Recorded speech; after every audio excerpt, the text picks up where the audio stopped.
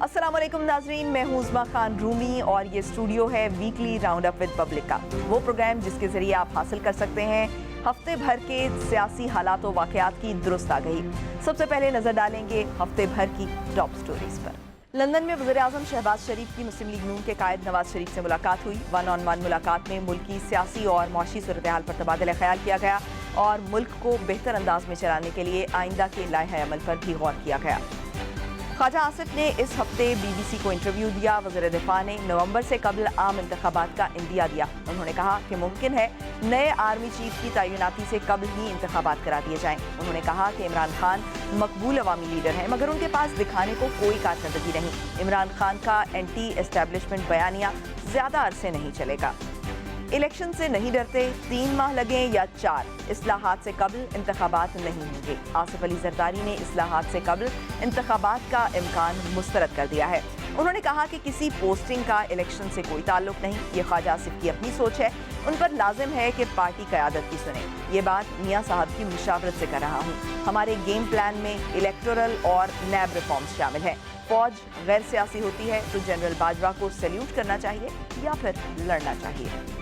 बार बार दरख्वास्त कर रहे हैं फौज को सियासत में मत घसीटें, हमारा सियासत में कोई अमल दखल नहीं। DGISPR का कहना था कि आर्मी चीफ की तकर्री का तरीक़ाकार आईनो कानून में वज़ा कर दिया गया है। बिला वजह इस ओहदे पर बहस करना मुतनाज़ा बनाने वाली बात है। आइन के मुताबिक फौज को सियासत से दूर रहने का ऑर्डर है। फौज को इलेक्शन कराने की दावत देना मुनासिब बात नहीं। PTI के मुनहरिफ अरकान कौमी असम्बली से मुतालिक रेफरेंस मुस्तरद कर दिया गया। इलेक्शन कमीशन ने रेफरेंस से मुतालिक महफूज फैसला सुना दिया। फैसले में कहा गया कि मुनहरिफ अरकान के हवाले से ठोस शवाहिद नहीं दिए जा सके। डिप्टी स्पीकर ने 20 अरकान की नाअहली से मुतालिक रेफरेंस इलेक्शन कमीशन को भेजा था। फैसला चीफ इलेक्शन कमिश्नर ने पढ़कर सुनाया। ओवरसीज पाकिस्तानियों को वोट के हक से महरूम रखने का बिल कौमी असम्बली में पेश कर दिया गया। PTI के मुनहरिफ रुकन नूर आलम खान ने बिल असम्बली में पेश किया। वज़ीर कानून ने बिल की मुखालफत नहीं की। आज़म नज़ीर तारड़ की दरख्वास्त पर स्पीकर कौमी असम्बली ने बिल इलेक्शन इस्लाहात कमेटी के सुपुर्द कर दिया। डिप्टी स्पीकर की रूलिंग के फैसले के खिलाफ इमरान खान की सुप्रीम कोर्ट में नज़रसानी अपील। साबिक वज़ीर आज़म की जानिब से इस्तदा की गई कि सुप्रीम कोर्ट ने 7 अप्रैल को अदम एतमाद की तहरीक पर 9 अप्रैल को वोटिंग कराने का हुक्म दिया। अदालत के 7 अप्रैल के फैसले में कई हुक्म हैं जिन पर नज़रसानी की ज़रूरत है। असम्बली की कार्रवाई के दौरान डिप्टी स्पीकर ने आइन के आर्टिकल 5 पर अमल दरामद किया। सरबराह हुकूमत का डिप्टी स्पीकर के इक़दामात से कोई ताल्लुक नहीं। वफाकी हुकूमत ने गवर्नर पंजाब उमर सरफराज चीमा को बरतरफ कर दिया। काबीना डिवीजन की तरफ से नोटिफिकेशन जारी कर दिया गया। नए गवर्नर की तैनाती तक स्पीकर पंजाब असम्बली कायम मकाम गवर्नर होंगे। नाज़रीन, वज़ीर आज़म शहबाज शरीफ और जो वफाकी वज़रा हैं करीबन 10 के करीब ये इस वक्त लंदन में मौजूद हैं और पहले रोज़ वज़ीर आज़म शहबाज शरीफ ने नवाज़ शरीफ से वन ऑन वन मुलाकात भी की थी और इसके अलावा भी जो वफ़द की मुलाकातें हैं, वफ़द की सूरत में मुलाकातें भी इस वक्त जारी हैं और मुसलसल ये मुलाकातें की जा रही हैं और सियासी और मौशी जो सूरत हाल है उस पर बातचीत जारी है। वफ़द की सूरत में तो मुलाकातें जारी हैं लेकिन अभी तक इस हवाले से कोई स्पेसिफिक बात सामने नहीं आ सकी है। आम तासुर ये पाया जा रहा है कि तमाम फ़ैसले लंदन से हो रहे हैं और जो हुकूमती इत्तेहादी हैं पीपल्स पार्टी, उनके रहनुमा कमर ज़मान कायरा, उनसे जब इस हवाले से बात की गई कि तमाम फ़ैसले जो है वो इस वक्त लंदन से हो रहे हैं तो उन्होंने कहा कि मियाँ नवाज शरीफ अपनी जमात के रहबर हैं, रहनुमा हैं, फ़ैसला साजी में उनकी बहुत अहमियत है, उनके सामने बैठकर बात करना बहुत ज़रूरी है। लेकिन मियाँ नवाज शरीफ लंदन में बैठकर कोई एडमिनिस्ट्रेटिव फ़ैसले नहीं कर रहे। फिर हम ये भी देख रहे हैं कि जो सोशल मीडिया है उस पर बहुत से जो लोग हैं वो इसके ख़िलाफ़ बोलते नज़र आ रहे हैं, इस पर तनकीद कर रहे हैं और कह रहे हैं कि ऑनलाइन मीटिंग हो सकती थी, इतना पैसा खर्च करने की क्या ज़रूरत थी, जब ये मुलाकात जो है वो ऑनलाइन की जा सकती थी इतनी टेक्नोलॉजी होने के बावजूद। लेकिन कुछ लोग इसकी हिमायत करते हुए भी नज़र आ रहे हैं। वो ये कह रहे हैं कि चूँकि ये सूरत हाल बहुत ज़्यादा मुश्किल है, मौशी सूरत हाल, सियासी सूरत हाल, तो इस पर वज़ीर आज़म चूँकि रह चुके हैं 3 बार नवाज़ शरीफ साहब, तो इसलिए उनकी तजावीज़ और उनकी राय और उनके तजुर्बे से फ़ायदा उठाना चाहिए। दूसरी तरफ मुल्क के अंदर जो सूरत हाल है वो इस वक्त ये है कि हुकूमत और इमरान खान दोनों जलसे जुलूसों में मसरूफ़ हैं। एक सिलसिला जारी है, इलेक्शन का माहौल जो है वो बना हुआ मालूम होता है, मगर इंतखाबात कब होंगे इस पर राय अभी तक मुनक़सिम है। इमरान खान अपने जलसों में तो बार बार ये कह रहे हैं कि जल्द से जल्द इंतखाबात करा दिए जाएं। बहुत से मुबस्सिरीन भी ये राय रखते हैं कि इस वक्त जो मौजूदा मुआशी और सियासी सूरत हाल है उससे निमटने का वाहिद हल इलेक्शंस की तरफ ही जाना है। इसी हवाले से लेकिन हम देख रहे हैं कि हुकूमत भी कशमकश का शिकार है और सर जोड़ कर बैठी है इस वक्त, चूँकि लंदन में भी मौजूद है और वहाँ पर भी ये डिस्कशन चल रही है कि बेहतर क्या होगा इस तमाम मुआशी सूरत हाल और सियासी सूरत हाल से निकलने के लिए। तो मुत्तहिदा जमातें जो इस वक्त हुकूमत है, हम देख रहे हैं कि उनमें भी इस हवाले से मुख्तलिफ राय पाई जाती है। ख्वाजा आसिफ ने अपना एक इंटरव्यू दिया और उस दौरान में उन्होंने कहा कि हो सकता है कि नए आर्मी चीफ की तैनाती से पहले ही इलेक्शंस करा दिए जाएं। दूसरी तरफ आसिफ अली जरदारी साहब ने भी एक प्रेस कॉन्फ्रेंस की है और उसमें उन्होंने कहा है कि इंतखाबी इस्लाहात तक इलेक्शंस में नहीं जाएंगे। इलेक्टोरल रिफॉर्म्स और जो नैब रिफॉर्म्स हैं ये हमारे गेम प्लान में शामिल हैं। कवानीन की तब्दीली के बाद इलेक्शन में ही जाना है, इसमें 3 माह लगते हैं, 4 माह लगते हैं, कोई इशू नहीं है। आसिफ जरदारी साहब का शॉट दिखाइएगा। हमने कब कहा कि हम इलेक्शनों से डरते हैं? हमारा गेम प्लान है, उसमें इलेक्टोरल रिफॉर्म्स हैं। आपने इलेक्टोरल रिफॉर्म्स करने, नैब रिफॉर्म्स करने। मैंने रात ही मियाँ साहब से बात की और उनको समझाया भी और उनसे मैंने कंसल्ट भी किया। जैसे हमारे रिफॉर्म्स पूरे होते हैं और सारे मैंने सिर्फ लॉज चेंज करने, इम्प्रूवमेंट करनी है और उसके बाद इलेक्शन में जाना है। Whether it takes 3 months, 4 months, there is not an issue. ये सिर्फ झूठ और झूठ का बुलबा है। इसके पास भी बड़ा माल आ रहा है, ये लोग बेवकूफ़ बन रहे हैं। बाहर के पाकिस्तानी दोस्त जो बाहर सेटल है वो थोड़े गुमराह इन्हें किए, उनको गुमराह किया हुआ है, वो यहाँ रहते नहीं हैं। अब देखना यह है कि ये जो इलेक्शन इस्लाहात जिनकी बात हो रही है ये किस किस्म की होंगी और इसके लिए कितना वक्त दरकार होगा। इस तमाम तर सूरत हाल पर बात करने के लिए हमारे साथ इस वक्त मौजूद हैं रहनुमा मुस्लिम लीग नून निहाल हाशमी साहब। निहाल हाशमी साहब, बहुत शुक्रिया आपके वक्त का। निहाल हाशमी साहब, आसिफ जरदारी साहब कह रहे हैं कि इलेक्शंस के इस्लाहात के बगैर जो है वो इलेक्शंस नहीं हो सकते, लेकिन ख्वाजा आसिफ कह रहे हैं कि नए आर्मी चीफ की तकर्री से पहले इलेक्शंस हो सकते हैं। किसकी बात मानी जाए?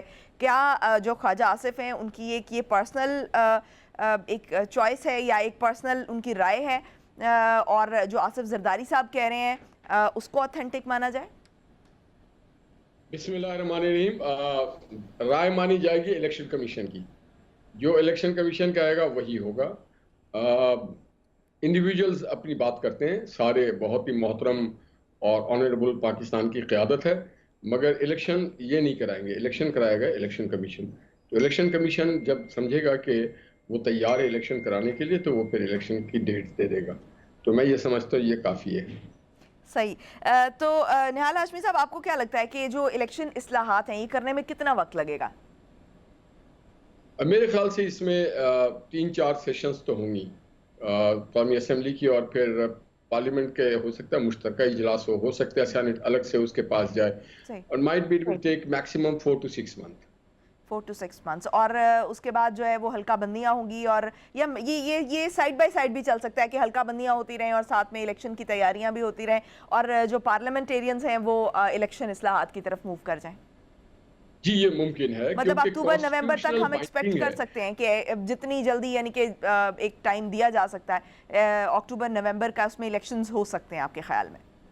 आपकी बात बहुत ही पावरफुल है, बहुत, मैं तो समझता हूँ इसको जाना चाहिए उन तमाम क्वार्टर्स के पास जो चाहते हैं कि इलेक्शन ट्रांसपेरेंट भी हो, तेज भी हो, जल्द भी हो, with all this election amendments भी हो जो उसमें काम किया जाए।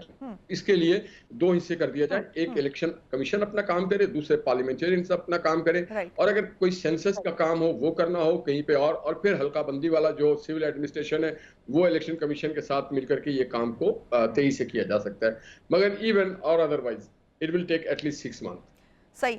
तो निहाल हाशमी साहब, लंदन में जो इस वक्त मुलाकात हुई है जो मौजूदा सियासी सूरत हाल है उसको देखने के लिए, और जो ख़ास तौर पर जो स्पेसिफिकली जो इकोनॉमिक कंडीशंस हैं इस वक्त उस हवाले से, तो क्या जो اس وقت رائے لی گئی ہے, مطلب ایک رائے لے کے اس کے بعد جو ہے وہ کیا کنکلوڈ کیا گیا آپ کی پارٹی کی طرف سے کہ کیا جو ہے وہ کس طرح سے موو کرنا ہے, کیا آئندہ کی آپ کی اسٹریٹجی ہوگی؟ جتنا میرے اندازہ ہے اور مجھے معلومات ہے ذرائع سے, اس کے مطابق یہ ہے کہ جس کام کے لیے آپ نے کیا ہے, جو بنیادی چیز ہے وہ الیکشن ٹرانسپیرنٹ ہونی چاہیے. پاکستان کے ایک بہت بڑا مسلمہ حقیقت رہی ہے کہ ہمیشہ کوئی نہ کوئی فریق آ کر کے کہتا ہے کہ الیکشن جو تھا رگڈ تھا یا فیئر نہیں تھا. ساتھ ہی ساتھ ہمارے جو الیکشن کرانے والے جو ادارے ہیں اور اس کے ساتھ جو سول ایڈمنسٹریشن ہے, آپ نے دیکھا ہوگا سیالکوٹ میں دھندلا اور دھند آ جاتا ہے, اسی طرح سے آر ٹی ایس بیٹھ جاتی ہے. تو مستقبل میں ایک بہت ہی جامع پالیسی کے تحت الیکشن ہونا چاہیے. ایک تو اس کو کرنا ہے, ساتھ ہی ساتھ جو 4 سال میں عمران خان نے 30 روپے سے آٹے کو لے جا کر کے 75 روپے پہنچایا اور ڈالر کو 100 سے 180 پہ پہنچایا اور پیٹرول کو 70 سے 150 پہ پہنچایا, اور اسی طرح تمام اشیاء خرد و نوش جس طرح سے انہوں نے, ایک تو ہوتا ہے نا پروموشن, یہ پروموشن نہیں دیا, انہوں نے ڈبل ٹرپل 10 ٹائمز بڑھا دیا بعض چیزیں, اور جس طرح بے روزگاری ہوئی ہے, اور پھر جو مس مینجمنٹ ہوا ہے ان کے انرجی سیکٹر میں اور ان کے فائنینشیل سیکٹر میں, ان کی کوئی مسلسل کنٹینیوٹی کے ساتھ کوئی پالیسی نہیں تھی, جس کے وجہ سے ان کے پاس 6 اکانومی کے منسٹرز اور ماسٹرز یا اسپیشل اسسٹنٹ یا ایڈوائزرز آتے رہے. اور آپ کو پتہ ہے کوئی بھی پالیسی کے لیے کنٹینیوٹی بہت ضروری ہوتی ہے. تو اب یہ 4 سال میں جو جس مقام تک پہنچا ہے اس کو لانے میں ایٹ لیسٹ 4-6 مہینہ تو لگے گا. تو ہم یہ نہیں ہو سکتا کہ ہم اپنا بوجھ اتار کے بھاگ جائیں اور ہم کسی کو کہیں کہ نہیں جی ہم سے نہیں چلایا جا سکتا. اگر ہم 2023 تک انتظار کرتے تو شاید ڈالر 500 پہ نہ پہنچ چکا ہوتا. اس لیے ہم نے محسوس کیا پاکستان کے پارلیمنٹرینز نے, پولیٹیکل پارٹیز نے, کہ جتنی جلدی اس سیلاب کو روکا جائے, جو نااہلی کی ہے, نالائقی کی ہے, مس گورننس کی ہے, اور اس کو ایک نئے طریقے سے پھر اس کی مرمت کی جائے اور تعمیر کی جائے. تو میں سمجھتا ہوں کہ یہ ڈیسیشن ہوا ہے کہ جتنی بھی اپوزیشن کی اتحادی جماعت کے لوگ ہیں ان سب کو آن بورڈ دیا جائے گا اور ان سے ہی جو مشاورت ہوگی اس کے مطابق آگے چلا جائے گا. صحیح. تو نہال ہاشمی صاحب, اس وقت آپ نے ابھی اکنامک کنڈیشنز پہ بھی بات کی, تو ہم دیکھ سکتے ہیں کہ جو اکنامک کنڈیشنز ہیں ہماری وہ خراب ہیں, اکانومی ہمارا اس وقت سب سے بڑا مسئلہ ہے. کیا آپ کو نہیں لگتا کہ نون لیگ نے جلدی میں غلط پلے کر لیا ہے؟ کیونکہ نواز شریف صاحب تو کہتے تھے کہ 5 سال عمران خان کو پورے کرنے دیے جائیں اور اس کے بعد جو ہے وہ الیکشنز کرائے جائیں, اور جس میں جو ہے وہ ان کی کارکردگی کی بنیاد پر جو ہے وہ سب کچھ سامنے آ جائے گا اور کارکردگی کی بنیاد پر ان کو ڈیفیٹ کیا جائے. تو جو نواز شریف کا جو یہ ایک جو اسٹریٹجی تھی وہ زیادہ افیکٹو تھی, اور ابھی یہ غلط آ کے غلط پلے ہو گیا. جی دیکھیے, میں مارچ کے مہینے میں جب لندن گیا تھا اس وقت بات چل رہی تھی ووٹ آف نو کانفیڈنس, اس وقت موو نہیں ہوا تھا. تو قائد محترم میاں نواز شریف صاحب نے مجھ سے بھی پوچھا کہ کیا ہمیں ابھی جانا چاہیے ووٹ آف نو کانفیڈنس میں. میں نے کہا بالکل جانا چاہیے.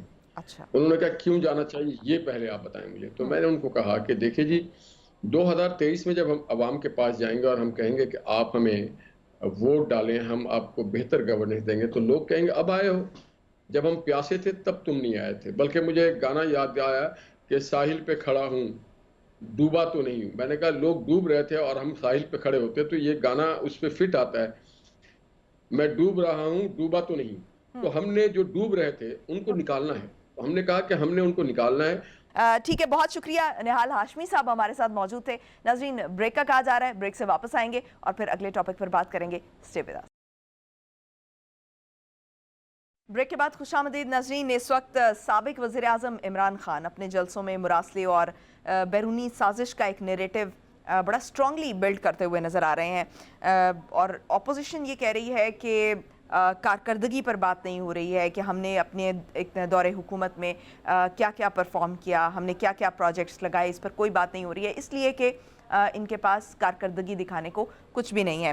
مراسلے سے متعلق اپنی پریس کانفرنس میں آصف علی زرداری صاحب نے بھی ذکر کیا ہے. انہوں نے کہا ہے کہ مراسلہ نہیں پڑھا, تحریک اعتماد کی قیادت میں نے خود کی ہے, اس کو میں نے خود لیڈ کیا ہے, کسی نے نہ کوئی لیٹر بھیجا ہے نہ ہی کوئی فون کال آئی ہے. اگر آئی ہوتی تو یا اس طرح کا معاملہ ہوتا تو مجھے 10 بلین کا پیکیج نہ ملا ہوتا.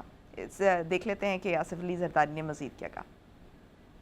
میں نے مراسلہ نہیں پڑھا ہے, میں نے خود لیڈ کیا ہے یہ چارج نو کانفیڈنس کا.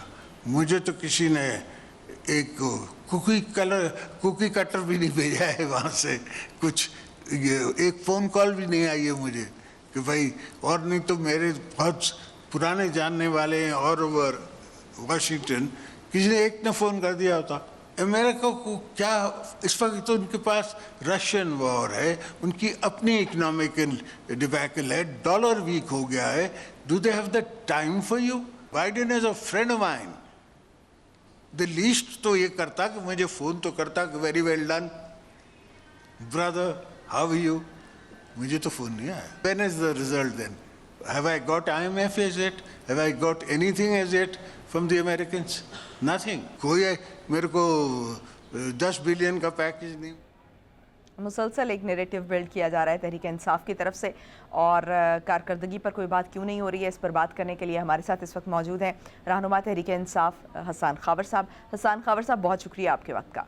हसन खावर साहब, ख्वाजा आसिफ ने कहा है कि इमरान खान जो है वो पॉपुलर लीडर हैं और कारकर्दगी का एसेट ना हो तो वो कारकर्दगी ना होने की बिना पर खाली बयानिए जो हैं आप इस तरह के बनाते हैं, और उन्होंने ये भी कहा है कि मजहबी विकेट भी खेल रहे हैं। इस वक्त आपको अपोजिशन बहुत ज़्यादा तनकीद का निशाना बना रही है कि आप सिर्फ वो अपना एक नैरेटिव बना रहे हैं अमरीकी साजिश का, और जो वो मुरासला है उसको आपने हाईलाइट किया हुआ है उस इशू को, तो कारकर्दगी आपके पास नहीं है, ये अपोजिशन ये कह रही है। तो आप अपने जलसों में अपनी कारकर्दगी, अपनी जो परफॉर्मेंस है उससे मुतालिक बात क्यों नहीं कर रहे? देखिए, हम लोग तो इस वक्त अपोजिशन में हैं और कारकर्दगी का सवाल तो हुकूमत से होना चाहिए, लेकिन अगर किसी ने पाकिस्तान तहरीक इंसाफ से 3.5 साल की कारकर्दगी का हिसाब लेना है तो आप उनको कोरोना के में हमारी परफॉर्मेंस दिखा लें और ये बता दें कि पाकिस्तान ने पूरी दुनिया में कोरोना का जो मुकाबला किया है इमरान खान साहब की क़यादत में, उसकी मिसाल नहीं मिलती। जो हमारा NCOC मॉडल है, और जो NCOC है, जब बिल गेट्स आए पाकिस्तान तो उन्होंने उसके ऊपर पब्लिकली लिखा कि वो इतने हैरान हुए देख के कि पाकिस्तान के अंदर किस कदर तरक्की हुई है और कितना इफेक्टिवली कोरोना को मैनेज किया। फिर आप सेहत कार्ड की एग्जांपल ले लें। जो सेहत कार्ड का मंसूबा था वो एक तारीखी मंसूबा था कि आपने पूरे मुल्क के अंदर जो गरीब लोग हैं, जो अफोर्ड नहीं करते, उनको वो हेल्थ केयर दिया जो अमीर आदमी लेता था, जो प्राइवेट सेक्टर देता था। इससे पहले सरकारी अस्पतालों में लोग धक्के खाते थे, ना उनको डेट मिलती थी ऑपरेशन की, इलाज की, ना दवाइयाँ मिलती थी। आज जो है हेल्थ कार्ड की वजह से जहाँ तकरीबन पूरे पाकिस्तान में, सिंध में नहीं किया सिंध हुकूमत ने, लेकिन बाकी जगह पे वहाँ पे सेहत कार्ड की सहूलत मुहैया है। अगर आप बड़े डैमों को देखें तो खान साहब से पहले आज तक किसी ने उस पर तवज्जो नहीं दी थी। वजह सिर्फ ये थी कि जो बड़े डैम है वो 5 साल में बन नहीं सकते, और कोई हुकूमत 5 साल के बाद किसी प्रोजेक्ट में इन्वेस्ट नहीं करना चाहती थी क्योंकि उसको सियासी फ़ायदा नहीं होता था। खान साहब पहले लीडर जिन्होंने आकर 3 मेगा डैम्स का मंसूबा आगे किया। तो एक लंबी तवील लिस्ट है जिसको आप देखते रहे। अगर आप एहसास प्रोग्राम तो आप अपने जलसों में भी इसका जिक्र कर देना, ताकि जो अपोजिशन हुकूमत इस वक्त आप पर तनकीद कर रही है तो वो तनकीद का जवाब खत्म हो जाए। नहीं, देखें, बात ये है, इस वक्त मसला कारकर्दगी का नहीं है। इस वक्त मसला ये है कि मुल्क जो है वो बदतरीन आईनी, मुआशी, सियासी बहरान का शिकार है, और हमें इस वक्त तवज्जो उस पर चाहिए। इस वक्त हमने यानी आप तस्लीम करते हैं कि इस वक्त मौशी सूरत हाल भी बहुत ज़्यादा ख़राब है और सियासी सूरत हाल तो ख़राब है ही। मौशी सूरत हाल का आप अपने आप को इसका मतलब ज़िम्मेदार समझते हैं, क्योंकि अभी महीना गुजरा है अभी आपकी गवर्नमेंट को ख़त्म हुए हुए? नहीं, हम नहीं समझते। उसकी वजह ये है कि हमने तो मुश्किल फैसले लिए। देखिए, मैं आपको एक मिसाल देता हूँ, आप फ्यूल सब्सिडीज़ को देख लें। हमने 3 साल ये जो मार्केट मैकेनिज्म है उसको चलाया, और जो इंटरनेशनल प्राइसेस चल रही थी हम पास ऑन करते थे। उस वक्त की जो अपोजिशन थी, जो आज हुकूमत में है, वो इतराज़ करते थे कि जी आप क्यों पास ऑन कर रहे हैं। फिर जब यूक्रेन का मसला आया, आलमी मंडी में तेल की कीमतें बहुत ऊपर चली गई, हम लोगों ने एक मुश्किल फैसला लिया और खान साहब ने बहुत बड़ी सब्सिडी लोगों के लिए दी, पेट्रोल, डीजल और बिजली की कीमतों के ऊपर। ये बात भी इनको एक आंख ना भाई, क्योंकि उनको पता था कि लोगों के प्रो पीपल एक इंटरवेंशन है। अब जब ये आए हैं तो आप ये देखें कि 6 हफ्ते के अंदर ये अपनी पॉलिसी, अपना विजन नहीं दे सके। इनसे प्रोग्रेस का तो क्या पूछना है, ये कम से कम यही बता दें कि ये क्या करना चाहते हैं। आधी कैबिनेट का ख्याल ठीक, है कि आपकी बात subsidies दुरुस्त वापस है करनी हसन आधी खावर कैबिनेट साहब, ख्याल है आपने कि नहीं लॉन्ग टर्म इकोनॉमी के लिए जो है वो कुछ मुश्किल फैसले लिए, ये हकीकत बात है, लेकिन अवाम को रिलीफ देना भी तो आपका ही जो है वो आपको देने चाहिए था। आप नहीं देते तो बिल्कुल दिया। और अवाम को रिलीफ नहीं दिया गया, अवाम आपकी तरफ देख रहे थे। देखें, हमने बिल्कुल अवाम को रिलीफ दिया। एहसास प्रोग्राम अवाम के लिए था, फ्यूल सब्सिडीज अवाम के लिए थी, बिजली पे सब्सिडीज अवाम के लिए थी, कोरोना के लिए फ्री वैक्सीन अवाम के लिए थी। ये सारे काम तो अवाम के लिए किया है। डैम भी अवाम के लिए बन रहे हैं, ये सब अवाम के लिए है। लेकिन बात यह है कि उस वक्त जो एक ग्लोबल लेयर थी, महंगाई की वेव आई, जिसके ऊपर लोगों को मुश्किल पड़ी, इन्होंने आकर झूठ बोला 3.5 साल। अब वो 3.5 साल के जो झूठ है वो सामने आ गई है, अपनी कारकर्दगी एक्सपोज हो गई है। इस वक्त तो हुकूमत ने ये बताना है, एक गैर यकीनी सूरत हाल इन्होंने क्रिएट कर दी है। इन्वेस्टर्स अपना सरमाया जो है मुल्क से निकाल रहे हैं, स्टॉक मार्केट नीचे जा रही है, और उसकी वजह ये है कि कोई फैसले नहीं हो रहे, कोई किसी किस्म की क्लैरिटी नहीं है कि ये किस डायरेक्शन में हुकूमत जाती है। ये हुकूमत बिल्कुल मफलूज हो चुकी है। ठीक, अभी जो आप एक नैरेटिव अपना बिल्ड कर रहे हैं, जो आपका नैरेटिव है अमरीकी साजिश वाला, ये जो लेटर गेट वाला मामला है, इसमें आप जब नवाज शरीफ को यहाँ से निकाला गया था, इक़्तिदार से निकाला गया था, तो तब नवाज शरीफ ने भी एक एंटी एस्टैब्लिशमेंट और जो वोट को इज्जत दो का जो नारा लगाया था, एक बयानिया बिल्ड किया था। लेकिन अब आप भी हम देख रहे हैं कि अपने जलसों में आप इसी तरह की बातें कर रहे हैं, तो आप में और उनमें क्या फ़र्क है? देखें, बिल्कुल कोई एंटी एस्टैब्लिशमेंट हमारा नैरेटिव नहीं है। जितनी इज्जत इदारों की पाकिस्तान तहरीक इंसाफ करती है, कोई और सियासी जमात नहीं करती। एस्टैब्लिशमेंट, जुडिशरी, इन सब के खिलाफ जो साजिशें करने वाली पार्टी है, हमें पता है कौन है। कौन सी पार्टी है जो ऑडियो लीक्स बनाती थी, कौन सी पार्टी है जो जाली बयान हल्फी जमा कराती थी, ये तो लोगों के सामने है।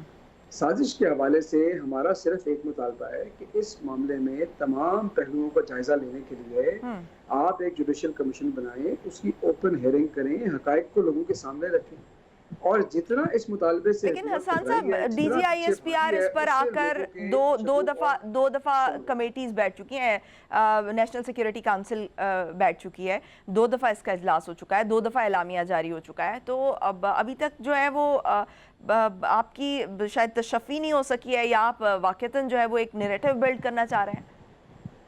नहीं, देखें, मैं आपको बताऊं, जो नेशनल सिक्योरिटी कमेटी है उसने तो बड़े वाज़ेह अल्फाज में कहा कि ये वाकई मरासला ठीक है, और ये धमकियां अमेज जो है लफ्ज़ इस्तेमाल हुए हैं, ज़ुबान इस्तेमाल हुई है, उन्होंने तो एंडोर्स किया इसको। तो उसको सिफारती सतह पर हल करना चाहिए था, सिफारती मामला था, सिफारती सतह पर उसको हल किया जाना चाहिए था।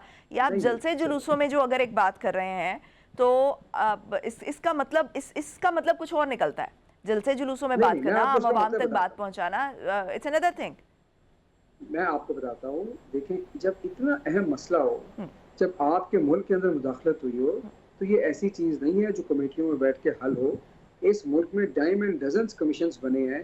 अगर इतना अहम मसला है, इस पे जुडिशियल कमीशन बनाने में एतराज़ क्या नुकसान होगा इस मुल्क में? अगर एक जुडिशियल कमीशन बैठेगा, इसको देखेगा, हकायक अवाम के सामने रखेगा, क्यों हुकूमत इससे भाग रही है? क्या वजह है कि हुकूमत इससे दामन छुड़ा रही है? लेकिन हसन खावर साहब, अभी जरदारी साहब कह रहे हैं कि अगर हमने उनकी आशीर्वाद से जो है वो गवर्नमेंट हटाई होती है, हम ये नो कॉन्फिडेंस मूवमेंट लाए होते, तो अभी तक जो है वो हमें कोई ना कोई रिलीफ मिल चुका होता, हमें कोई 10 बिलियन का पैकेज मिल चुका होता। तो हमें तो अभी इस तरह का कोई ना फ़ोन आया है उन दोस्तों की तरफ से जो वाशिंगटन में मौजूद हैं, ना ही हमें कोई इस तरह का पैकेज मिला है।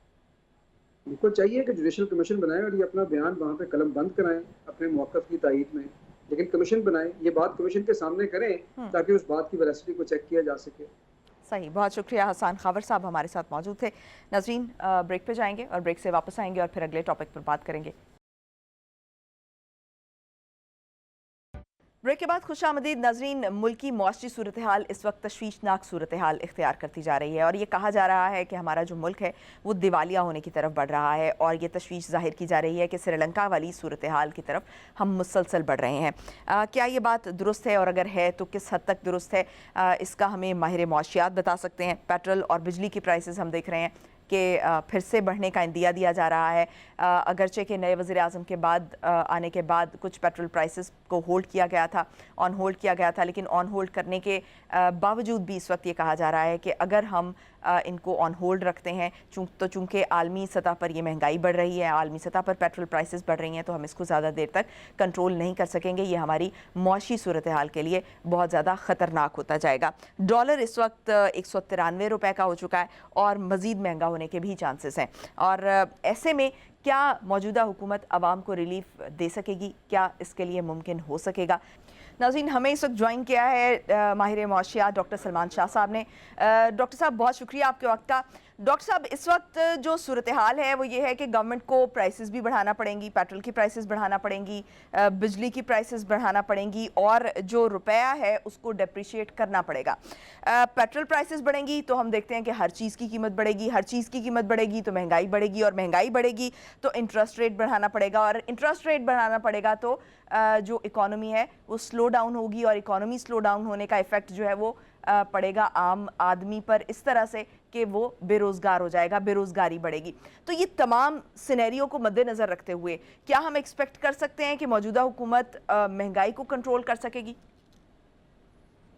आई थिंक कि पाकिस्तान की जो इकॉनमी है इसको इस वक्त बहुत अशद ज़रूरत है कि हम IMF प्रोग्राम में आ जाएं, ट्रैक पे प्रोग्राम हो जाए, ताकि जो भी काम हमने आगे चल के इकॉनमी के मद में करने हैं वो कर सकें। तो इसका जो इमीडिएट इम्पैक्ट है उससे तो डेफिनेटली महंगाई भी होगी, उसके साथ बिजली की कीमतें बढ़ेंगी, पेट्रोल की कीमतें बढ़ेंगी, बाकी चीज़ें हैं उनमें भी इम्पैक्ट आएगा, डिवैल्यूएशन भी शायद फर्दर हो जाए। तो ये सारी चीज़ें तो हैं, लेकिन ये सारी चीज़ें ऐसी हैं जो कि आपको करनी पड़ेंगी, और एक पॉलिटिकल गवर्नमेंट के लिए ये खासे मुश्किल काम है। लेकिन इस वक्त मेरा ख्याल है इकोनॉमिक्स जो है वो डिक्टेट करता है कि आप ये टफ डिसीजंस लें, और अगर आप नहीं लेंगे तो ये एक बहुत बड़ा क्राइसिस हो जाएगा। जाहिर है कि गवर्नमेंट जो है इस वक्त ये पहले ऑपोजिशन में थी, और ये इन्होंने ये तमाम चीज़ों को बहुत इफेक्टिवली इसके ऊपर तनकीद भी की और चढ़ाई भी की गवर्नमेंट पे, और आज वो वही काम इस गवर्नमेंट को करने पड़ रहे हैं। सो उनके लिए एक पॉलिटिकल लॉस तो डेफिनेटली होगा, लेकिन पाकिस्तान की इस वक्त ज़रूरत यही है कि ये प्रोग्राम हम चलाएं और इसको जल्दी से जल्दी फाल करें, और अगर ये फाल हो जाता है और उसके साथ फिर बाकी रिफॉर्म्स भी करने की बहुत ज़रूरत है। और अगर ये हम नहीं करेंगे, इसको प्रोग्राम को ऑन ट्रैक नहीं ला सकते, ये मुश्किल काम नहीं कर सकते, तो फिर पाकिस्तान एक बहुत बुरी जगह पे डिफ़ॉल्ट के करीब पहुंच जाएगा, और वो बड़ा नुकसानदेह होगा। सही। डॉक्टर साहब, पाकिस्तान का जो मौजूदा इकोनॉमिक मॉडल है जो इस वक्त जो मौजूद है उसमें कार्टल्स हैं, सब्सिडीज़ हैं, एमनेस्टी है, और फिर जो लो वैल्यू एक्सपोर्ट्स और इंपोर्ट्स हैं उनकी रिस्ट्रिक्शन है, इस पर बेस करता है। ये 5 चीज़ें हैं। लेकिन जो PMLN का जो इकोनॉमिक मॉडल रहा उनके दौर में, वो उनका इंफ्रास्ट्रक्चर था, इंफ्रास्ट्रक्चर पे वो बहुत काम करते थे। फिर रुपए को ओवर वैल्यू करना, फिर तीसरी जो मेन चीज़ थी वो डोमेस्टिक कंजम्पशन है। तो ये 3 बेसिक चीज़ें हैं जो PMLN की गवर्नमेंट के दौरान ये इकोनॉमिक मॉडल रहा है। लेकिन हमें इस वक्त रैपिड चेंज चाहिए। तो क्या जो अब, और ऑब्वियसली जो इस वक्त मौजूदा सिनेरियो है इसमें ये जो इनका PMLN का जो पुराना इकोनॉमिक मॉडल है वो वर्क नहीं कर सकेगा, तो एक नए फ्रेमवर्क की ज़रूरत पड़ेगी। तो क्या ऐसा पॉसिबल है कि इतने कम टाइम में एक नया फ्रेमवर्क जो है वो बनाया जा सके, और क्या मौजूदा हुकूमत जो है वो इस कैपेबल है कि नया फ्रेमवर्क बनाए? और इस नए फ्रेमवर्क के लिए आप क्या सजेस्ट करेंगे कि उसमें क्या क्या बुनियादी चीज़ें जो है वो उनको मद्देनज़र रखा जाना चाहिए? देखिए, एक तो ये है कि ये गवर्नमेंट जो है कोई तैयारी नहीं है इनकी।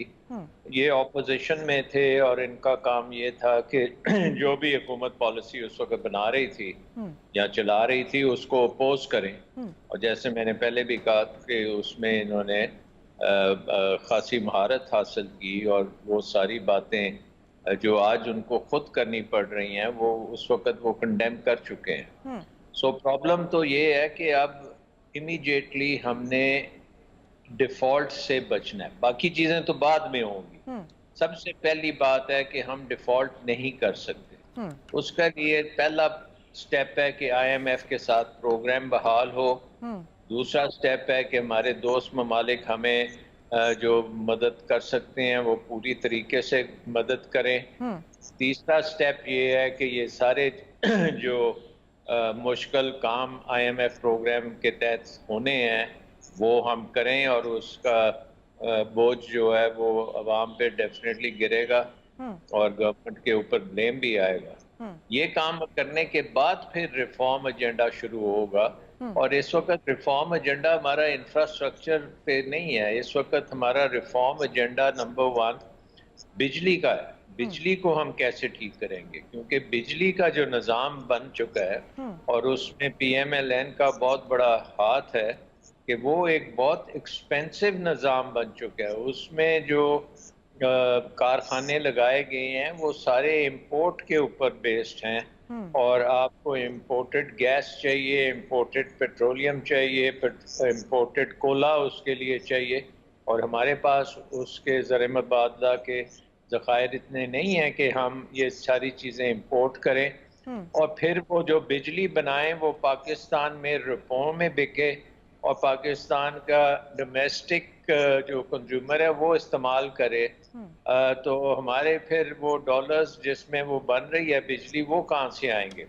सही। और ये बिजली जो है ये हमारे एक्सपोर्ट सेक्टर के लिए मौजू इसलिए नहीं है कि इसकी कीमत बहुत ज़्यादा है, और जब इस कीमत पे एक्सपोर्ट सेक्टर लेता है तो वो फिर एक्सपोर्ट नहीं कर सकते।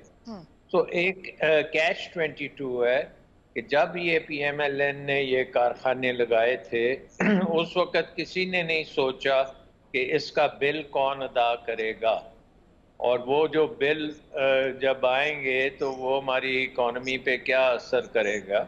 इस वक्त आपको पता है कि चीन के भी जो कारखाने उनका 300 अरब रुपए का बिल बना हुआ है जो हम पे नहीं कर पा रहे, और वो 300 अरब रुपया हमने डॉलर्स में पे करना है। सो आई थिंक ये चैलेंज नेक्स्ट चैलेंज होगा स्टेबलाइजेशन के बाद कि एनर्जी सेक्टर को कैसे ठीक करना है। अब आपको पता है पीटीआई ने तो डैम्स खासे शुरू करा दिए, लेकिन डैम्स को टाइम लगेगा, वो ये तो नहीं है कि कल आ जाएगी। बहुत शुक्रिया डॉक्टर सलमान शाह साहब, अपनी मुस्तनद राय से हमें मुस्तफ़ीद कर रहे थे। नाज़रीन, हम उम्मीद कर सकते हैं कि सियासी और मुआशी सूरत हाल जो है वो बेहतर हो, और जो हमारे हुक्मरान हैं इस वक्त वो कुछ सियासी बलूगत का मुजाहरा करें और इस वक्त मुआशी कंडीशंस को देखें और जो मुआशी सूरत हाल है उस पर काबू पाने के लिए कुछ अक्लमंदाना डिसीजंस लें, कुछ वाइज डिसीजंस लें और कुछ ऐसे मैयर्स लें जिससे आवाम को भी फ़ायदा हो और हमारी जो लॉन्ग टर्म इकॉनमी है उसके लिए भी फ़ायदा किया जा सके। अगले हफ्ते तक मुझे दीजिए इजाज़त। पाकिस्तान की हमेशा पाइंदगी की दुआ के साथ अल्लाह हाफ़िज़।